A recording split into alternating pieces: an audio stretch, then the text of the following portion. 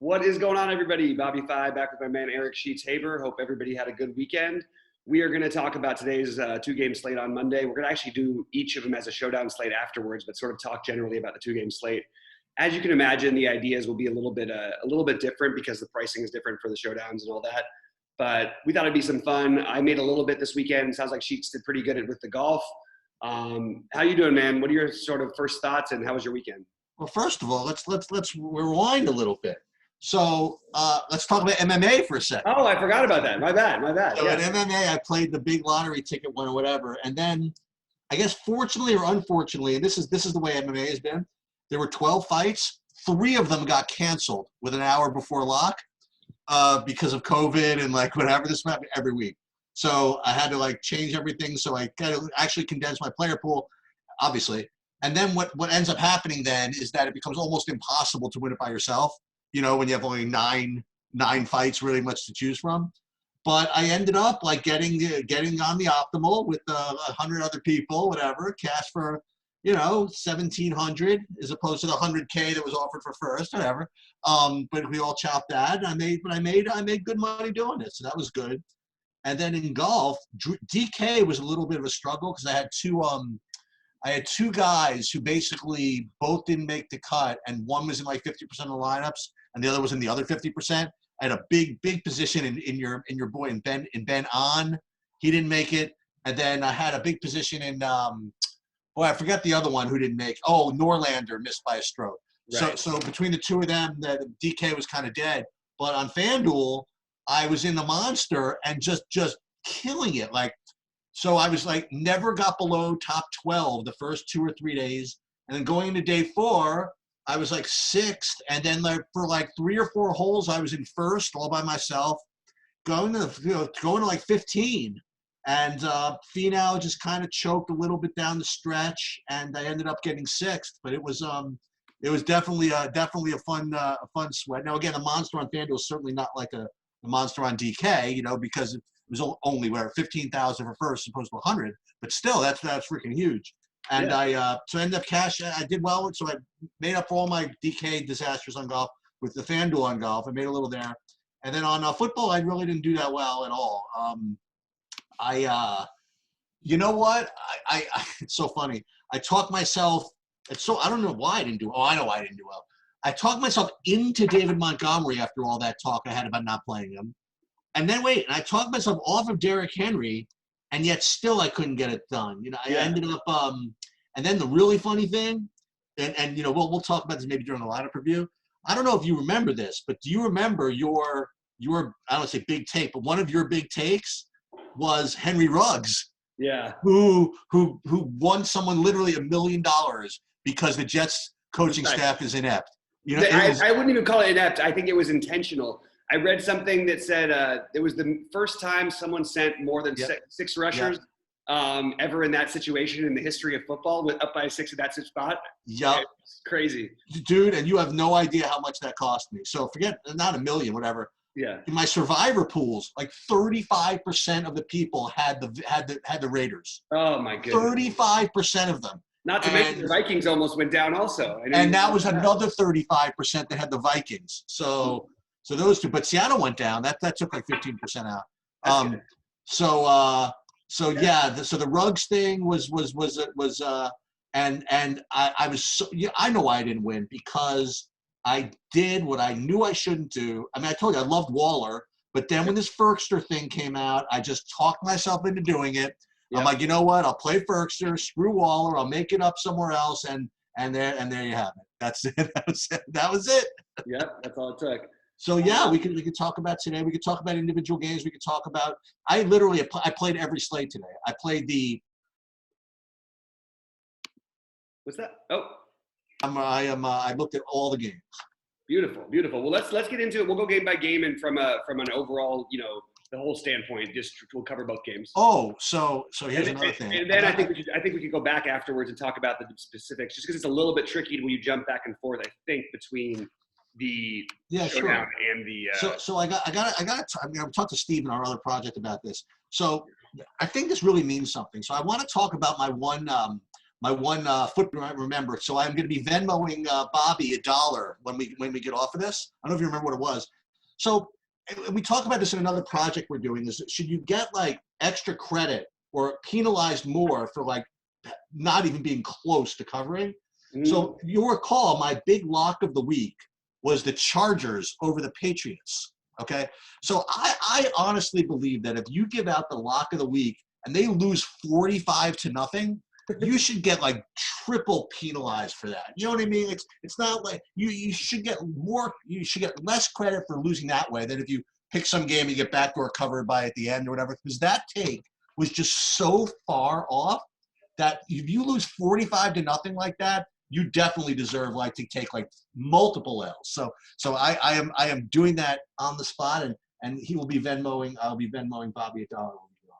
I appreciate it. That was one of the ones that I actually got right this week. But yeah, that's pretty. I thought it was kind of funny the way that it ended up just getting so lopsided in that one. Ooh-wee. I of course did lose a few of the other ones, but and the other thing is that I came in 11th out of 11th in my 2+2. But I'm still fine. There's still one more week to go. I got a full 30-point cushion to make the playoffs. So I just gotta just not do something, not get too crazy. Yeah, I had Eckler in mind, and then I actually pivoted to what's his name? Mims wasn't good enough for me, so I ended up having to go to the idiot from the Patriots who scored 2 fantasy points. Jacoby Myers. Oh, right. So, yeah, so it was rough out there, but I should still sneak in. All right, so let's talk about the game. So again, were either of these games officially on the schedule before that? Yeah, okay. At least the Buffalo-San Francisco game was officially going to be played. So they snuck in the Washington-Pittsburgh game. What do you think about that game? So the Washington-Pittsburgh game, it's funny. I actually am surprised that the spread isn't even a little bit higher. I mean, if I was going to bet this game, I would think that the Pittsburgh would have been more than a full touchdown favorite here, even though they are playing on a short week. Obviously, they played on Wednesday. Okay. All right, I'll go back to it. All right. Anyway, sorry about that, Chiefs. Let's get back to it. What were you saying there for a minute? We were talking about the game, and you were surprised that the spread wasn't more. Yeah, I thought Pittsburgh would have been a bigger favorite in this spot, and I actually think that their total is a little bit low. But again, I do understand the 4 days. They played on Wednesday and all that. What are your thoughts on just from a straight game standpoint? How would you look to bet this one? Are you going to come out? For me, it's the same. I'm in the same boat as you. If I were making the spreads or whatever, I would thought that Pittsburgh would be a 10-point favorite in this game. Maybe I'm just a sucker. Like they're undefeated. They just smoke everybody. Maybe just because they came out pretty listless, and that game was a joke. That last game, the game against all the Baltimore backups or whatever. Mm-hmm. And maybe people are just, I don't know. Maybe Washington isn't bad. I mean, they put a beating on the Dallas right on Mm-hmm. Thanksgiving, and maybe that's why it's 6.5. But I don't know, man. Maybe because of a short week, like you said. But again, maybe it's just such the obvious play. But for me, it's just like Pittsburgh's going to smoke them. That'd be my gut instinct. And from a DFS angle, I think that actually creates some opportunity for us because you're going to have a significantly much higher owned Antonio Gibson than J.D. McKissic. I actually think in this kind of a slate, you could potentially play both of those guys together. But I think McKissic at a much lower ownership at a cheaper price with a better game script because they will be likely throwing the ball from behind. I think that you could that's my first strong play because I just think he's going to end up like 15% owned. And it's weird. He's going to end up about, double what he's been on most full slates because hang on. So are we talking about the Showdown right now? No, not Showdown. So you're talking about the 2-game slate? Yeah. Okay. So if we're talking about the 2-game slate, I mean, we have to put it in context, right? I think that, I think that people are either going to play, Josh Allen and Buffalo receivers primarily because Josh Allen's so cheap. And it's not like there's like a $10,000 guy you need to get in, Right. And I think Ben's going to be the second quarterback. And I think both of them are going to be up there like by a lot, right? Yeah, and it's hard to argue against both of them. No, I agree with that. Yeah. I agree with that. So like with Pittsburgh, yeah, okay. So I'm sorry. So go back to what you were saying. So just the McKissic thing, I think, is our first opportunity to really get some sort of a difference in ownership on the field. You're talking about a guy who's going to be less than 20% owned. Perfect game script for him to kind of have a game because they will have to dump a lot of quick passes out to the running backs. The only other problem is they often need the running backs to block because of how often the Pittsburgh blitzes, which kind of takes some of that away from the running backs. But when Antonio Gibson's going to be the most owned player against a team that actually is pretty good against the run, why wouldn't we take the backup? Well, it's not even really a backup. It's just the pass catching back who's going to come in if they're down by a bunch. And here's my issue with that, and I look, and that's totally logical or whatever. But like Gibson himself had 7 targets in his last game. Yeah, but that was a completely different game script playing from close and ahead. Look at the difference when they go from behind. So look at those. Actually, leave that up for 1 second. So you've got the 16 carries for 94 yards, 20 carries, the 20 plus touches in both, or almost 25 touches in both those games. But then in Detroit, it was a game where they actually, again, weren't they playing from ahead in that one? I can't remember exactly. I'm looking at McKissick's thing. McKissick got most of the work in the previous 2. Those were the ones. The first 2 Alex Smith games, when they were down, McKissick got 15 and 14 targets against the Giants and against Detroit. Even though Antonio Gibson had a big game against Detroit too. I mean, 15 targets and 7 receptions and 14 targets and 9 receptions previously. This game fits that game script. So with Alex Smith, why wouldn't we expect on DraftKings some sort of a similar type of result? And I don't think that's far-fetched. So that's the way I need to try and get off of Gibson a little bit, just because of the ownership's going to be so high. And I don't see him getting as much done on the ground in this game as people are going to think. So look, we don't have that many to choose from. I'm probably not going to be using too many running backs in my flex, but I do like McKissick as a pivot off of Gibson. Now, I still am going to have Gibson in my other lineups, but I do think that McKissick is a terrific pivot off of Gibson, and I'll probably have them a similar amount because I want to get some serious leverage on the field. So if you're going to play, I presume that people that are going to be playing Washington players are going to start, with McLaurin, right? The game script is perfect. He's, got all the targets and all this stuff. And I imagine between him and Diggs, right, they'll be the 2 most popular players on the slate, right? I mean, so it is kind of tough to fade if you want to know the truth. But he's one. But do you like any of these other guys, or just so much cheaper, like Sims or Inman or guys like that? Or I think we should take shots on them. Like, I'm going to probably take a little bit of Sims and maybe wait, which one? Make sure you get the right one. Sims I prefer over Inman, but I don't mind taking a shot with Inman either. Like, I mean, neither of them are high likelihood plays. You don't really need the savings on this slate, so you're really just playing for just ridiculously low ownership, and you can kind of use the money elsewhere, I guess, if you really need to. But I'm going to try and be a little bit below the field on McLaurin. Like you said, it's kind of hard, but I think when you're going to be 50% owned against a really, really good defense, and again, with a quarterback who mostly likes to throw the ball to his running backs, I like enough other receivers. I think I would just be more inclined to go for multiple Pittsburgh receivers at slightly lower ownership. And I'll tell you which ones, because, I mean, we can jump over to that side of the game. Instead of playing McLaurin, I think I'm going to have probably more shares of Claypool than McLaurin, because I think he'll be the lowest owned of the 3 Pittsburgh receivers. I want to just point out that Juju Smith-Schuster, even though I like him in general as a receiver, I think he's actually been underrated much of this year. The last game where he put up a nice game against on Wednesday against Baltimore, that he was playing against a 37-year-old in one-on-one coverage out of the slot. I don't really – something's up with this. And he still didn't look like – it wasn't like he was dominating that. I mean, he had a couple big plays, which basically got him there. But I felt like it was a matchup that I would have thought he would just absolutely have abused him. So I'm just going to go way below the field on Smith-Schuster, way above the field on Claypool, because Claypool is going to be the lowest owned. And if I play Claypool instead of McLaurin, you're getting like more than half of the ownership discount. And I don't think the results are actually going to be that different, especially because I sort of like the Pittsburgh onslaught here. Well, before we go on, if you could address the question I just kind of posed in the just a couple of minutes ago.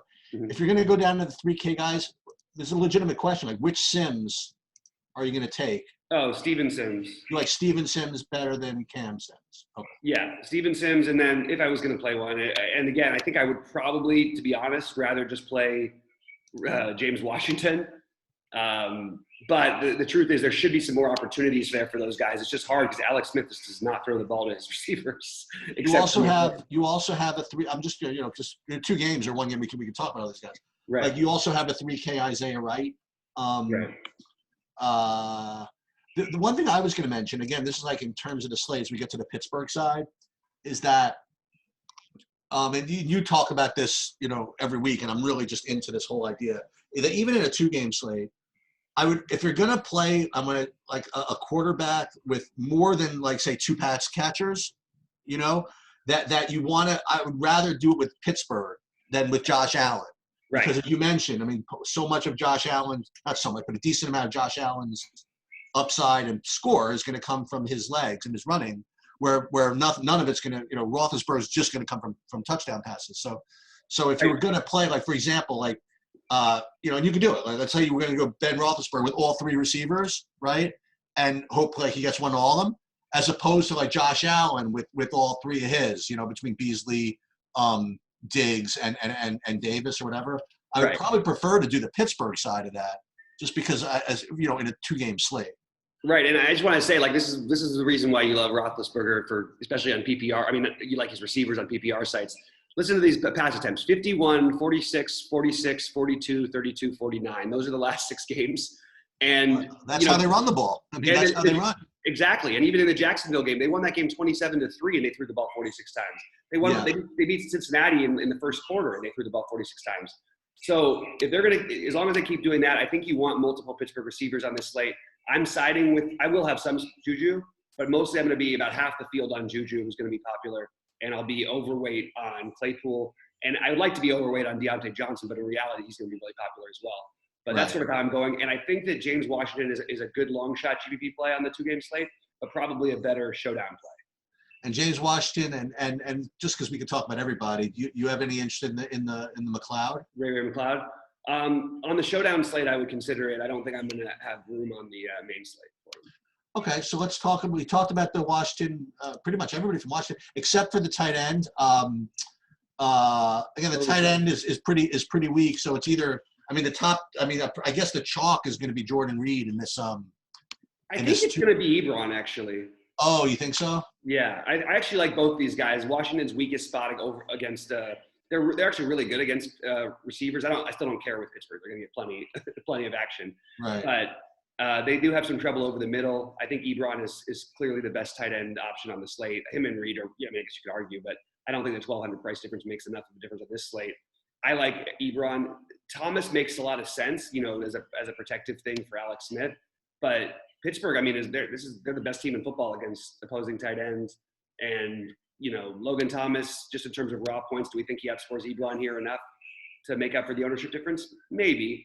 I would put myself as near the field on Logan Thomas. I'm guessing he's going to be around 25% owned. I'd probably be around 20% on him, and Ebron will probably be around 50%. The other thing I would say, okay, so that's fine. So we're going to get to the defense in a second. So running backs for Pittsburgh. What do you think of Benny Snell, or is there another way you could go? Is there anybody? Oh, McFarland got some touches. No. I do like McFarland on the showdown slate, but I saw how much they really basically just use Snell, and they're not using their running backs that they used to. So we're going to end up using a lot of Snell here just because of the price and situation. But I'm going to try to be below the field on Snell. I'm trying to prioritize McKissick. That's how I'm trying to get different. Try to prioritize McKissick. Have a little bit lower ownership on Snell and Antonio Gibson, and then I'm gonna go from there.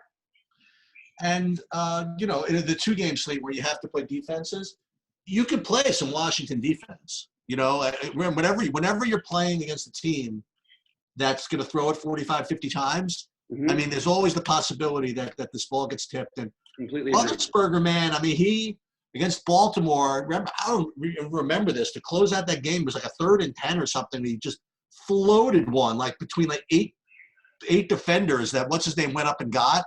It was Claypool, whoever the biggest guy was, I guess. Yeah. Went up and got. I mean, he ain't shy, man. I mean, so that ball can get tipped. I mean, a 2-game slate just gets tipped the wrong way. Washington can return one, and then you're going to want to have it. So depending on how many lineups you play, obviously Pittsburgh is like the elite defense of the slate. But I have no problem playing Washington and some also. Yeah, Pittsburgh is clearly the top one, but I totally agree that Washington is, especially in this matchup, a really good defensive option. Not only do you get the price discount and they're going to be low owned, you have Roethlisberger, whose one thing is that he'll hold on to the ball because he's so big and strong, but he also is going to take some sacks when he does that. and you have a team that creates a ton of pressure with their front line. So I could totally see Washington being a really, really good defensive play. And like you said, you can always get that one weird pick six from these guys. And I'll just note that both these defenses have the same number of they both have 4 double-digit fantasy point games this season. So there may not be as huge of a gap in terms of actual fantasy production, even while one defense might be significantly better than the other. You know, speaking of that, I forget, we'll talk about this maybe some other time, but I don't know if it's the same as DraftKings, but I was looking at FanDuel real quick from yesterday. Mm-hmm. Like Darren Waller was the top producing player, and just in points. And then I think Carr was second, and third was the Patriots. That's right. The Patriots went absolutely. By the way, that was what's interesting? That ended up being one of my highest owned defenses. It was partly how I made a little bit of money because I was trying to figure out a defense with massive upside. And not only do you have the young quarterback, but you have teams that make just goofy mistakes consistently, like San Diego has been doing for the last 15, 20 years. Yeah. And that part paid off really well yesterday, although you couldn't have predicted the 2 defensive touchdowns, obviously. Oh, you just knew that field goal at the end of the first half was that was hilarious. Oh, the second you blocked it, you knew it was going to happen though too. San Diego couldn't get anything right. But like if the Jets blocked the field goal somehow, they would like kick it out of bounds or something. It's like I feel bad for the Jets players a little bit because they played really hard yesterday. They did. They sure. They really, really did. But all right, man, you want to move on to the next game? Yeah. So it's a good game, man. Yeah. And I'll tell you this: I don't know if they have enough time to get there. San Francisco's getting healthy, and what are their record? 5-6 or something. And if they can get this win and put themselves in a position, they could make a playoff run. I mean, they really could. I mean, they have some easy games coming up, I think, and then and they're getting healthier and healthier. And they even said that if they need him, Kittle might come back for the last couple of games. And, with Mostert back and Kittle maybe coming back, and forget Garoppolo, who needs that. Their defense is getting better. This is a good game between 2 teams that are just not quite, contenders for whatever. Buffalo has a problem just because they're in a tough conference right now with Pittsburgh and KC. But right. I think it's gonna be a really, really good game. So I guess I'll start. Yeah, start it off. On the Buffalo side, as I mentioned earlier, I mean, Josh Allen is priced really, really, really cheap in the 2-game slate where you could plug him in, and he's going to be 70%, 60%, whatever. Maybe he'll be 40, and Roethlisberger will be 35 or whatever, 30. I mean, I guess Allen's got to be more popular than Roethlisberger. And then you have Diggs, who has a huge target share. You have what's his name, Beasley, who has a big target share, not as much, and Gabriel Davis. Like actually, Gabriel Davis, I believe, was in for almost 100% of snaps, and Beasley was the one who was in for a little bit less. Mm-hmm. He gave some of his up to McKenzie, I think, who had like 25% of snaps, something like that. But so Josh Allen to Diggs and Davis certainly makes a lot of sense. What I'm not doing, I don't know. I'm not going to take the running backs. I'm not going to go with Singletary. I'm not going to go with Moss. I just feel as though that Buffalo, the way Buffalo is going to score touchdowns, one of 2 ways. One of 3 ways. There's the 2 normal ways, and then there's the tilting way. The normal way is either Josh Allen runs it in or he throws it to Diggs or Davis, one of these guys. And the tilting way, which is where really been like every single week, is they get down to the 1-yard line and then they throw it to some lineman or something like that, or some tight end that no one's heard of, for a touchdown or something. So that's certainly possible. I think if I have to take a stand somewhere, I guess it's not that big of a stand. I don't think I'm going to go with the running backs in Buffalo. And I think I'm actually not going to try to, even in Showdown, pick one of those tight ends that I forget who they are, but there's Knox, but there's other cheap ones or whatever it is. Mm-hmm. For me, I'm going to go with the regular guys. I'm going to go with Allen and the receivers that I just mentioned. McKenzie, I think, is actually going to be on Showdown. I would think a little chalky. You know what I mean? Mm-hmm. So I might fade him just for the hell of it. Because again, he did only have 25% of snaps last week. Now again, you risk. I mean, he scores a touchdown, you lose, right? If you, Right. I guess. But I guess that'll be the fade, I suppose. And then yeah, that's kind of where I'm at on the Buffalo side. Yeah, so I prefer like the Pittsburgh less. I mean, like Roethlisberger to Johnson, while they're going to be the next most chalk to Allen to Diggs. I prefer that chalk to this chalk.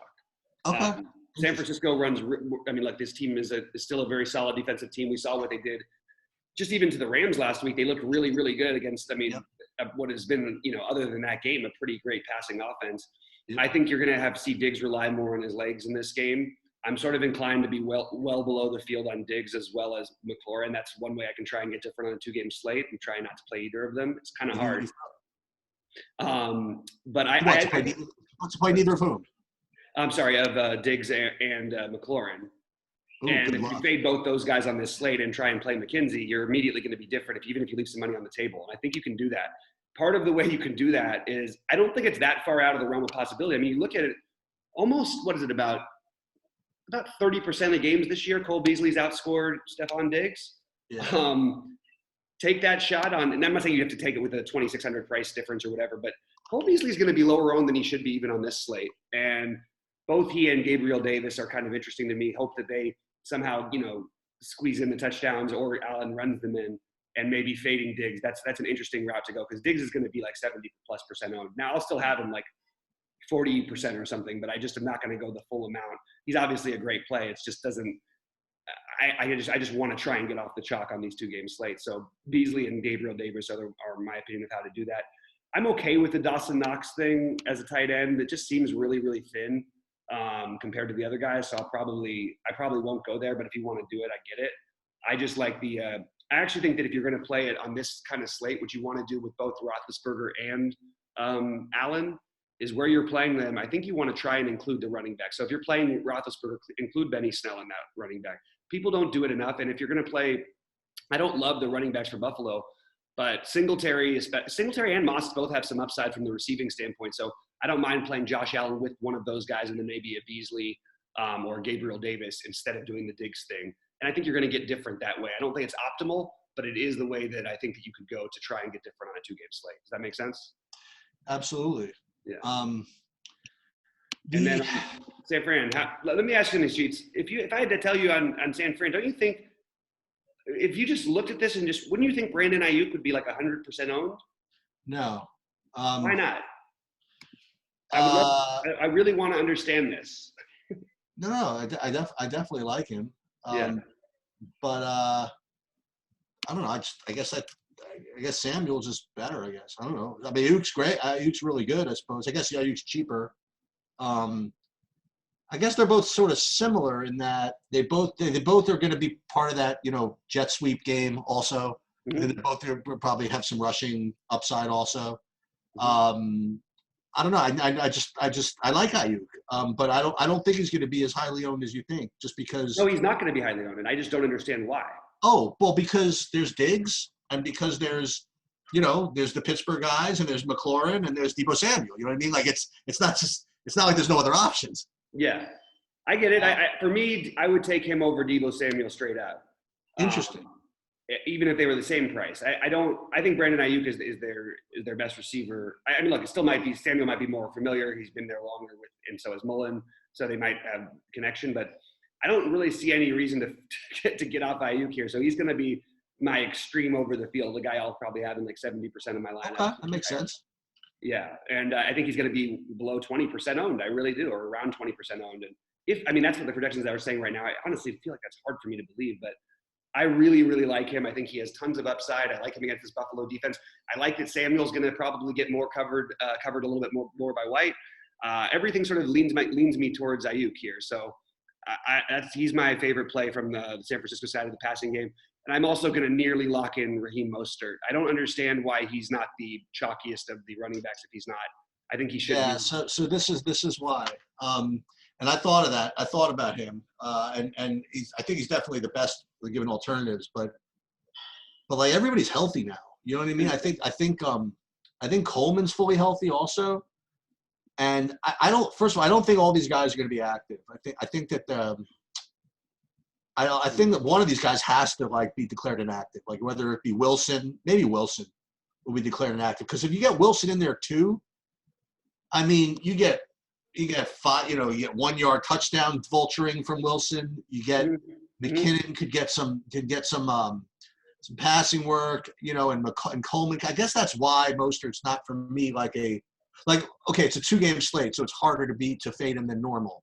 But I definitely think there are paths where he doesn't, you know what I mean? Like he doesn't smash. You know what I'm saying? I don't know. And not to mention that, as I mentioned, you also have like the Samuel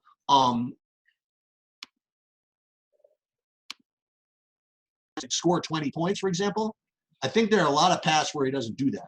That was, and again, I'm with you, man. When I first looked, I'm like, Mostert just obviously the best running back of all of them, and he probably still is. But see where the ownership goes. I think that I'll end up under if he's really like that popular. I don't know, but sell me on the lock. I'm into it. Not quite a lock. I just think that, I mean, so we have just a one sample size, and I know that not everybody's healthy. I know San Francisco likes to run different guys out, but this is a must-win game for them. You'd think they'd put their best foot forward. I do think he's their most reliable back, their best back. Last week, McKinnon only had 3 carries, 5 total touches while he was there, which is not the way San Francisco always does things. They usually split it up a little bit more. And I think you're going to see a similar thing this week and what should be a really close game. So he's my preferred guy. If somebody wanted to take a swing at McKinnon or go ahead. But I just personally think that he's going to get basically as much of the work percentage-wise as anybody except for maybe Snell on the slate. I think he gets more, even with all the guys back, I still think he gets more work than Antonio Gibson does this week. And to further your point, also, Buffalo is not the greatest against the run. That's their struggle. Yeah, so as we saw several times, if they get Mostert going, like for example, they'll keep him going. It's like, and we saw that a couple of times last year, and maybe I don't know as much this year, but he's and as I mentioned earlier in the season, McKinnon, they didn't like McKinnon. There was one game where McKinnon was supposed to get like all these carries and supposed to get all the work, and they just didn't like him at all. Like they thought he was unexplosive. They thought whatever, and that's why I remember this. There was some other dude like Hasty who I thought would go in there, and Jeff Wilson, and McKinnon was just basically scripted out of the game. So I'm not worried too much about McKinnon. The Tevin Coleman thing is kind of I won't say concerning to me, but like he's a guy that I think that they would use, if he's in fact healthy. I agree with that, and that is the other concern. But I still feel that Mostert is my guy on this slate of all the running backs. I mean, again, you're getting split work in Washington anyway between the two running. Now you're getting a lot more work because Alex Smith throws the ball to the running back so much. But I think you're still getting the same splits. The only one we don't expect to see that from is Pittsburgh with Benny Snell. But Pittsburgh, like we said, has been throwing the ball 50 times a game, and they haven't been throwing the ball much to their running backs. So I just feel Mostert is the best running back option on the slate. I understand if people want to say Gibson. I love Gibson in general. You can totally get him in. I'm just looking at game script and trying to get different. And I'd rather fade his 65% ownership for the 45% ownership of Mostert and the 15 or 20% ownership of the other running back in Washington, McKissick. Well, in fairness, I mean, like you said, I think that Gibson's got a path to get under 10, right? Right. I don't know if Mostert has a path to get under 10. That's so. Yeah, I mean, I definitely think that between the two of them, you have the two best. But like you said, I mean, the Pittsburgh matchup's a little rough.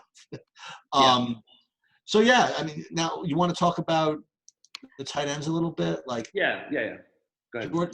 Jordan Reed is I think he's gonna be one of the more popular guys. 5-6 targets, whatever it is. He always has injury downside. There's just not a lot of good options as far as tight ends go. I agree with you. I like Ebron more. I guess Ebron had a really, really good couple of games at Pittsburgh, so I guess he's got to be better than Reed. I just think that San Francisco is going to play a lot of junk. You know what I mean? They're going to throw bubble screens to Debo. They'll throw bubble screens to Ayuk.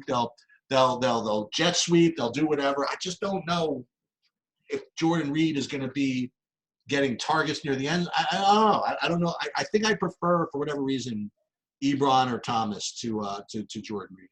Yeah, I agree with that, but I actually might go with Reed above Thomas, but I think it's really close between the two of them. I'm not very interested in Dawson Knox. I just feel like you're asking for pretty thin. You're hoping for 2 touchdowns somehow. You know what I mean? They do throw a lot of those little plays near the goal line, but it could easily be Lee Smith or Reggie Gilliam or something instead. So anyway, yeah, I'm personally mostly gonna ride with Ebron and not get too different at tight end. Ebron and Reed will be my main tight ends today. I'll throw in some Thomas, but I see what Pittsburgh does to tight ends, and we're used to Thomas disappointing us. But I would just rather take the Reed and Ebron situation personally. I don't think that there's a lot of if you play Showdown, I don't think there's a lot of I don't want to say upside, but slate winning upside in the defenses in this game for some reason. I don't know why, but I just feel as though Allen gets in trouble, just run it. I feel as though I really think that Mullen is being scripted into not making a mistake. You know what I mean? Like they're going to be scripted to a lot of short passes and slamming the ball with Mostert. You know what I mean? I just don't see, Showdown winning upside from either of these teams. I think that I would be more inclined in the Washington-Pittsburgh Showdown to take a shot with that. But in the 2-game slate, if you had to pick between, again, all 4 of these, I mean, it's kind of silly to not take Pittsburgh as your top defense, I suppose. But I don't know where ownership's going to come in. It's probably going to be the most popular. Yeah, I think I have no opinion between these two. I think they're both fine to get their 6 points or whatever it is. You know what I mean? I don't think it's a big deal one way or the other. Yeah, I'm okay with either of them. I think the Bills will be the second most popular to Pittsburgh, but I think I would side with San Francisco over them, just because. Buffalo's facing the second worst of the quarterbacks. I would say second worst of the quarterbacks. Alex Smith, whatever. He's facing the second worst of the offenses, I suppose. So I suppose that the Bills' defense is going to be the second highest owned.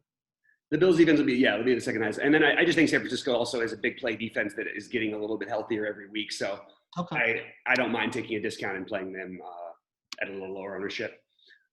All right, man. Well, so for the Showdown side of it, let's jump to that real quickly and just see if there's any specific Showdown plays that are a little different than some of the guys we talked to. Do you want to start? Let's start with the Washington-Pittsburgh game. What do you sort of have as your sort of general Showdown thoughts? Okay, so what are these questionable tags?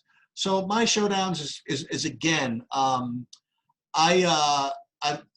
like the I don't think I'm going to play too much of the Pittsburgh running backs. I just think that they move the ball through the air, and I think that if they really need a yard, they'll move it through the air anyway. And I think that's going to be my fade probably is to fade Snell on the Showdowns. I'm not going to do much of that, and then again, it's just the normal stuff like leave money on the table, like a lineup like this. And this is like, I don't even need to do this, but let's say I wanted to use McLeod, just something to do like at 800. And this is the Cam Sims instead of the Steven Sims. Cam Sims is 5K? Yeah. What the hell is going on there? Did I miss something? No, I mean, they both had a decent couple of games. Did he? Has he ever had any points? Yeah, he's done all right. Like 2 targets, 5 targets, 4 targets. He had 17 fantasy points against. He had 110 yards against the Giants. Wow. Yeah. One of them was a 45-yarder. I don't know, big play upside. Okay. Seems like a lot. Yeah. So what I'm going to do is in the captain. I'm not going to get too fancy. I always try. I mean, not always try. Like if it's appropriate, I'll try to. Let's say that all these other skill positions were such locks. I would throw like McLeod or some stupid guy in like in the captain just so I could blast everybody else. But I don't think I'm going to do that today. I'm going to just play guys in the captain that I think can win the slate. So that means like I prefer, like you said, I prefer Deontay Johnson and Claypool to Schuster in the captain. I think those two, I prefer them. And I will probably play from the Washington side. I'll play a little bit of McLaurin and maybe a little Gibson in the cap, just because, I mean, they do have go off, they could win the slate. But I'm not going to get too, like, nuts. In other words, I find that that's like a leak of mine sometimes. I'll say, ooh, it's a good idea. Maybe I'll play like Eric Ebron on the captain or something like that, or maybe I'll go play Cam Sims or something like that. I'm probably going to play like the normal main receivers in the captain. I think that Roethlisberger is going to be too chalky to put in the captain. Is probably the best play, but I'm probably going to I'm going to have some of him, but I'm going to also have a decent amount of the receivers. Yeah, I would lean for the Pittsburgh receivers as being the way I would go for the captain. I'm really confused at the pricing. I don't understand what they're doing. It's like they're making you not want to make it so like it's impossible to play Cam Sims and Inman because it's such a horrible play at these prices. But that actually makes it kind of interesting. You know what I mean? You can leave money on the table anyway. So I can get behind it. I mean, like Steven Sims is 1,800. And I think he's he projects better than Cam Sims does. Right. He's 1,800 versus 5K. Right. Inman's 4,200. You've got Ray McLeod at 800. I prefer these. If it was me, I prefer the Pittsburgh guys, McLeod or James Washington, because they can hit a big home run for you, and they're also really, really cheap. But I mean, certainly there should be opportunity for one of the secondary receivers from Washington. Alex Smith just doesn't throw it to them. Maybe you know what I think they did? I think they made the Sims and Inman that price because of the Q tag with McLaurin. Although he practiced Saturday, he's going to play. But initially in the week, I'm guessing when they made the showdown thing, they must have thought there was a chance McLaurin doesn't play, so they bumped up the price on Sims and Inman because it just doesn't make sense that they're the same price as McKissick is. You know what I mean? Right. I love McKissick as a potential captain in this one, just because I do think 14 or 15 targets is possible. I also think like 2 is possible, but I love him as a long shot captain play. The other thing I want to mention, just because we forgot to do this, 2 games I think we could do this, is one thing I forgot to mention about the San Francisco is that, especially if you go to Showdown, but even in the 2-game slate, we didn't talk about the wide receiver 3 for Washington, and between Kendrick Bourne and you mean for San Fran? Yeah. And the what's his name again? Bourne, and it's really going to be mostly Bourne. No. The other guy's been picking up steam. The guy from that Thursday night slate, James. Yeah. I mean, even when Bourne was back, actually only had 1 target in the last game. Crap. Yeah, okay. I know he wasn't on the field very much, but I don't think it's a bad idea we can jump over to that game for Showdown now. My computer just got the low battery thing, and I've got to grab my charger over there. But we can jump over there real quick. I think the Kendrick Bourne and the McKenzies and stuff are really, really good Showdown plays. Like you said, McKenzie might be somewhat popular, but I don't think that they're plays that make as much sense on the full slate, because it's not like 1 touchdown is going to be enough for them to get you there. You're going to need more than that from them on the 2-game slate, in my opinion. Yeah.